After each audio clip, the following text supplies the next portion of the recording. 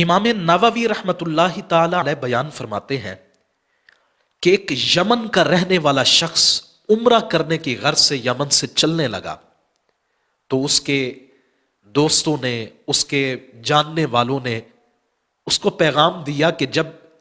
بارگاہ رسالت مآب صلی اللہ تعالی علیہ وسلم میں پہنچو، روضہ رسول پر پہنچ کر سرکار کی بارگاہ میں اور شیخین کریمین جناب ابو بکر و عمر کی بارگاہ میں ہمارا بھی سلامی عقیدت پیش کر دینا۔ امام نووی فرماتے ہیں کہ وہ شخص وہاں سے چلا قافلے کے ساتھ، اور جب مدینۃ الرسول پہنچا تو اس کے ذہن سے وہ بات محو ہو گئی، بھول گیا کہ میں نے کسی کا سلام بھی یہاں پیش کرنا تھا، اپنے دوستوں کا، اپنے اعزاء و اقربا کا۔ سرکار کی بارگاہ رحمت میں سلام عقیدت پیش کیا، اپنی نیاز پیش کی، اور پھر وہاں سے چل پڑے۔ مکۃ المکرمہ کی طرف جب چلے، کافی سفر کرنے کے بعد اس شخص کو یاد آیا کہ میں تو اپنا عہد پورا نہ کر سکا، میں ان سے وعدہ کر کے آیا تھا کہ میں تم لوگوں کا پیغام، تم لوگوں کا سلام سرکار اور سرکار کے یاروں کی بارگاہ میں پہنچاؤں گا۔ اب اس نے اپنے قافلے والوں سے کہا کہ تم جاتے ہو تو جاؤ،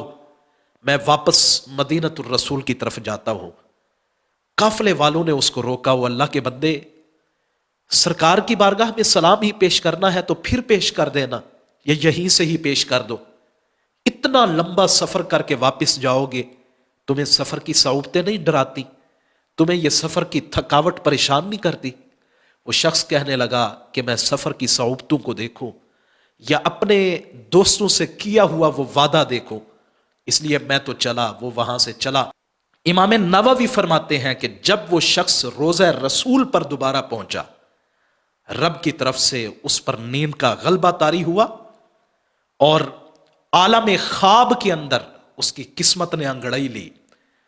کیا دیکھتا ہے کہ خود مصطفیٰ کریم علیہ الصلوۃ والسلام تشریف لے کے آئے، ساتھ میں جناب ابو بکر و عمر بھی ہیں۔ جناب ابو بکر رضی اللہ تعالی عنہ نے عرض کی، حضور یہ وہی شخص ہے جس نے اپنے دوستوں کا سلام پہنچانے کے لیے سفر کی صعوبتوں کو نہیں دیکھا، مشکلات کو نہیں دیکھا، بلکہ اتنا طویل ترین سفر کر کے واپس آیا۔ امام نووی فرماتے ہیں سرکار نے اس شخص کو مخاطب کر کے فرمایا، یا ابا الوفا۔ وہ شخص کہنے لگا، حضور میری کنیت جو ہے وہ ابو الوفا نہیں، میری کنیت ابو العباس ہے۔ سرکار نے فرمایا، نانا تیری کنیت جو ہے وہ ابو الوفا ہے، کیونکہ تو نے دوستوں سے وفا کر کے دکھائی، تو نے اپنا وعدہ پورا کر کے دکھایا، تو نے اپنی مشکلات کو، اپنے سفر کی تھکان کو نہیں دیکھا، بلکہ اپنی زبان کو، اپنے وعدے کو، اپنے عہد کو پورا کرنے کے لیے تو اتنا لمبا سفر کر کے واپس آیا۔ اب پھر ہماری عطا بھی دیکھ۔ امام نووی کہتے ہیں کہ اس شخص کا ہاتھ سرکار نے پکڑا، اور وہ شخص کہتا ہے کہ جب سرکار نے مجھے چلایا، چند قدم ہی میں چلنے پایا تھا کہ میری آنکھ کھل گئی، میں حیرت کے سمندر میں غوطہ زن ہو گیا کہ میں تو پہنچا تھا روضہ رسول پر، لیکن جب میری آنکھ کھلی میں نے کیا دیکھا؟ سامنے مکۃ المکرمہ کے، اللہ کے گھر کے، کعبۃ اللہ کے انوار و تجلیات نظر آ رہے ہیں، سامنے حرم مکی موجود ہے۔ کہتا ہے میں بڑا حیران ہوا کہ یہ کیا ماجرا ہے۔ اب وہ میرے دوست، وہ میرے قافلے والے جو میرے ساتھ چلے تھے